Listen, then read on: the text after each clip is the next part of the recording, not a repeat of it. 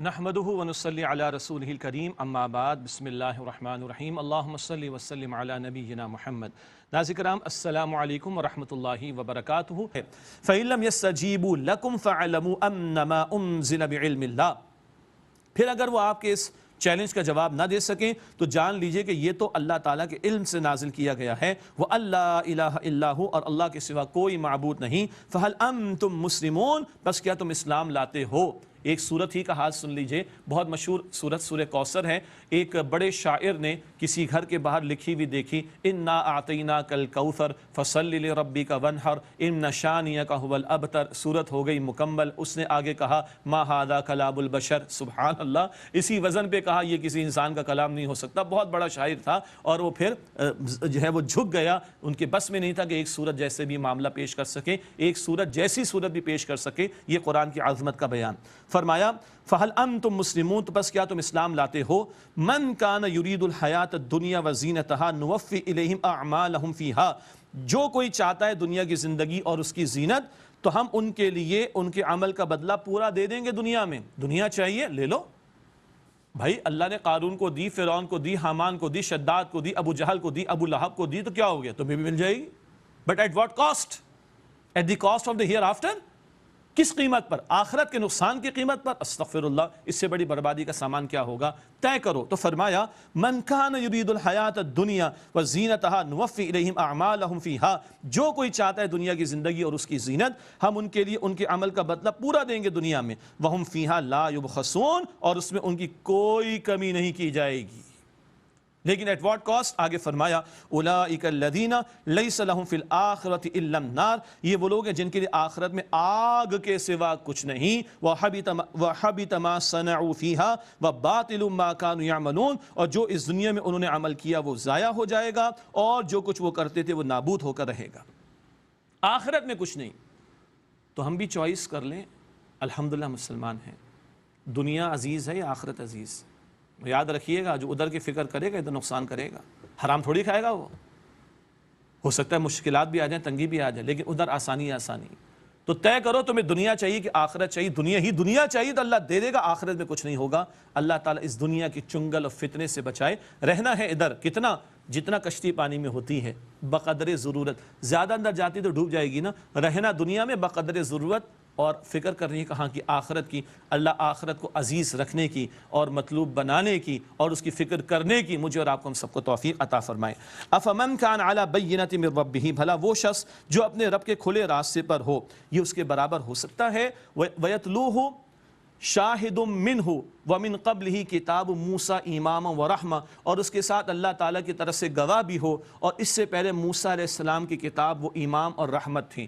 ایک وہ ہے جو دنیا پرستی میں مبتلا ہوا اور آخرت کی زندگی سے برباد کر لی، وہ اور یہ برابر ہو سکتے ہیں؟ سواری پیدا نہیں ہوتا۔ ایک شخص اپنے رب کی طرف سے دلیل پر ہے اور اس کے بعد شاہد بھی ہے، ایک مراد یہ کہ اللہ کا کلام اور پیغمبر کی تعلیم اس کے پاس ہے، اور پہلے امام تھی کتاب کون سی؟ موسیٰ علیہ السلام کی تورات، جو کتاب ان کو عطا کی گئی۔ پہلے تورات تھی، اب قرآن ہے، اور اب صاحب قرآن صلی اللہ علیہ وسلم کی تعلیم۔ تو جس کے پاس یہ ہے وہ اور دنیا پرست برابر ہو سکتے؟ امپاسبل۔ جو اس میں ایمان رکھتا ہو اللہ کا کلام، اللہ کے نبی علیہ السلام کی تعلیم، وہ دنیا پرست نہیں ہو سکتا، وہ آخرت کا طلبگار ہوگا۔ ہمیں اللہ ایسا ہی بنا دے۔ اولئک یؤمنون بہ، یہی لوگ ہیں جو اس قرآن پر ایمان لاتے ہیں۔ ومن یکفر بہ من الاحزاب فالنار موعدہ، اور گروہوں میں سے جو اس کا منکر ہو تو آگ اس کا ٹھکانہ ہے۔ اب وہ مشرکین ہو اور پھر مدینہ شریف حضور علیہ الصلوۃ والسلام تشریف لے جائیں گے، اہل کتاب کو کوئی گروہ ہو جو انکار کرے گا اس کا ٹھکانہ جہنم کی آگ ہے۔ فلا تک فی مریۃ من، پس شک میں نہ ہونا اے مخاطب اس کی جانب سے، انہ الحق من ربک، بے شک یہ تمہارے رب کی طرف سے حق ہے جو حضور علیہ السلام کے ذریعے عطا ہوا، عموم کا ترجمہ۔ ولکن اکثر الناس لا یؤمنون، لیکن اکثر لوگ ایمان نہیں لاتے۔ ومن اظلم ممن افترى علی اللہ کذبا، اور اس سے بڑھ کر ظالم کون ہوگا جو اللہ تعالیٰ پر جھوٹ گھڑے۔ اولئک یعرضون علی ربہم ویقول الاشہاد، اور یہ لوگ اپنے رب کے سامنے پیش کیے جائیں گے اور گواہ کہیں گے، ہؤلاء الذین کذبوا علی ربہم، یہ ہیں جنہوں نے اپنے رب پر جھوٹ بولا۔ گواہ انبیاء بھی ہوں گے اور دیگر گواہ بھی اللہ پیش کر دے گا۔ الا لعنۃ اللہ علی الظالمین، آگاہ ہو جاؤ کہ ظالمین پر اللہ تعالیٰ کی پھٹکار یعنی اس کی رحمت سے دوری ہے۔ کون ہے ظالم؟ جن پر اللہ کی لعنت ہوگی، رحمت سے دوری ہوگی، الذین یصدون عن سبیل اللہ ویبغونہا عوجا، جو اللہ تعالیٰ کے راستے سے روکتے ہیں اور اس میں ٹیڑھ تلاش کرتے ہیں، اشکالات پیدا کر کے، فضول سوالات پیدا کر کے، لوگوں کے ذہنوں کو خراب کر کے اللہ کے دین سے روکتے ہیں، یہ ظالم ہیں۔ وہم بالآخرۃ ہم کافرون، اور وہ آخرت کے منکر ہیں۔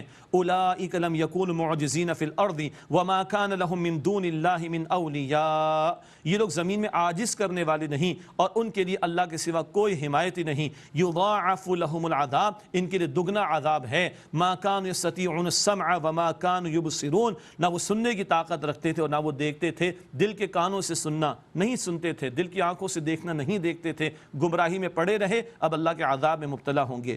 اولئک الذین خسروا انفسهم وضل عنهم ما كانوا يفترون، یہ وہ لوگ ہیں جنہوں نے اپنی جانوں کا نقصان کیا اور جھوٹ وہ گھڑتے تھے، جو کچھ وہ ان سے گم ہو گیا۔ لا جرم انہم فی الآخرۃ هم الاخسرون، کچھ شک نہیں کہ وہ آخرت میں سب سے زیادہ نقصان اٹھانے والے ہیں۔ اللہ تعالیٰ ایسے برے انجام سے ہم سب کی حفاظت فرمائے۔ ڈر لگتا ہے نا، اللہ کرے کہ ہم ڈریں گے تو بچیں گے، لیکن جہاں اللہ ڈراتا ہے وہاں اللہ تعالیٰ خوشخبری بھی سناتا ہے، جہاں اللہ تعالیٰ نافرمانوں کا ذکر فرماتا ہے وہاں اللہ تعالیٰ فرما برداروں کا ذکر بھی فرماتا ہے۔ بڑا پیارا بیان فرما برداروں کا آگے آ رہا ہے، ان الذین آمنوا وعملوا الصالحات، بے شک وہ لوگ جو ایمان لائے اور جنہوں نے نیک اعمال کیے، واخبتوا الی ربہم، اور جنہوں نے اپنے رب کے حضور عاجزی اختیار کی۔ بہت توجہ کیجیے گا، جو ماشاءاللہ نوٹس لے رہے ہیں، ماشاءاللہ بھائی پتہ چل رہا ہے، ماشاءاللہ رجسٹر میں بھی لوگ لے رہے ہیں، ڈائریز میں لے رہے ہیں، اپنے گیجٹس میں لے رہے ہیں۔ الحمدللہ میرے پاس بھی کچھ نوٹس موجود ہیں، تھوڑے تھوڑے سے، ہم نے بھی اپنے بڑوں سے، اساتذہ سے سیکھے، تھوڑا تھوڑا ہم نے لکھا ہوا ہے تو یاد دہانی رہتی ہے۔ امید ہے آپ کو بھی انشاءاللہ تعالیٰ فائدہ ہوگا، لکھیے گا۔ عام طور پر آمنوا وعملوا الصالحات، آمنوا وعملوا الصالحات آتا ہے نا، یہاں تیسری بات بھی آئی ہے، توجہ کیجیے گا، واخبتوا الی ربہم، اور جنہوں نے اپنے رب کے حضور عاجزی اختیار کی۔ اللہ اکبر، اللہ مجھے اور آپ کو نیکی کی اور عبادت کے تکبر سے بچائے۔ اللہ مجھے اور آپ کو نیکی کے اور عبادت کے تکبر سے بچائے، علم کا تکبر، عبادت کا تکبر، نیکی کا تکبر۔ میں نے اتنا کام کیا، میں نے اتنے نوافل پڑھے، میں نے اتنی دین کی خدمت کی، میں نے اتنا مال خرچ کیا، کس کے لیے بھائی؟ اللہ کے لیے، اللہ کو پتہ ہے۔ عاجزی اختیار کرو، ربنا تقبل منا انک انت السمیع العلیم، اللہ تو قبول فرما لے۔ عاجزی، اللہ ہم سب کو ہر طرح کے تکبر سے بچائے، چاہے وہ علم کا ہو، وہ فہم کا ہو، وہ انٹلیکٹ کا ہو، وہ قوت بازو کا ہو، وہ اقتدار کا ہو، وہ اختیار کا ہو، وہ نیکی کا ہو، وہ خیر کا ہو۔ اللہ تکبر کی ہر شکل سے بچائے۔ کون ہے اللہ کے ہاں کامیاب؟ کون ہے جنت والے؟ وَأَخْبَتُوا إِلَىٰ رَبِّهِمْ، اور جنہوں نے اپنے رب کے حضور عاجزی اختیار کی۔ أُولَٰئِكَ أَصْحَابُ الْجَنَّةِ، یہی لوگ جنت والے ہیں۔ ہم فیہا خالدون، وہ اس میں ہمیشہ رہیں گے۔ اللہم ربنا جعلنا منہم، اے اللہ انہی جنت والوں میں ہم سب کو شامل فرما۔